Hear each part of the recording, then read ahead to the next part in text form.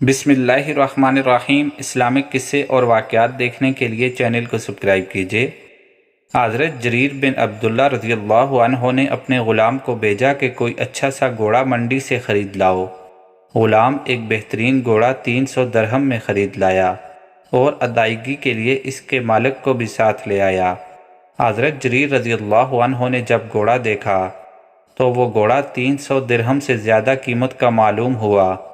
آپ نے مالک سے کہا کہ اس کی قیمت زیادہ کرو، تمہارا گھوڑا اعلیٰ نسل کا ہے۔ اس نے کہا کہ 400 درہم دے دیجیے۔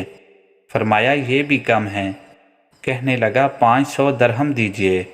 آپ فرمانے لگے شاید تمہیں گھوڑوں کی نسل کی شربر نہیں، یا پھر تم بہت مجبور ہو، میں تمہیں تمہاری مجبوری اور لا علمی کا نقصان نہیں پہنچنے دوں گا۔ اس کے بعد اس کو 800 درہم دے کر گھوڑا خرید دیا۔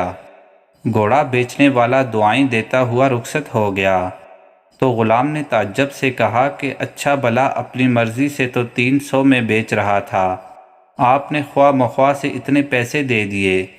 حضرت جریر بن عبداللہ رضی اللہ عنہ نے فرمایا کہ خواہ مخواہ میں نہیں، بلکہ رسول اللہ صلی اللہ علیہ وسلم سے کی گئی بیعت کی وفا میں۔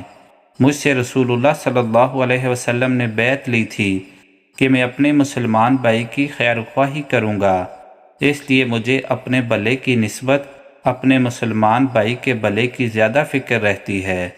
اس واقعہ کی روشنی میں ہم اپنا جائزہ لیں کہ جب کوئی بندہ مجبور ہو کر کوئی چیز فروخت کرنے آتا ہے، وہ پلاٹ ہو یا گاڑی یا کچھ اور، تو ہم 100 والی چیز کا 50 ریٹ لگاتے ہیں اور خود کو عاشق رسول بھی سمجھتے ہیں۔ اللہ تعالی ہمیں اسلام پر عمل پیرا ہونے کی توفیق عطا فرمائے، آمین۔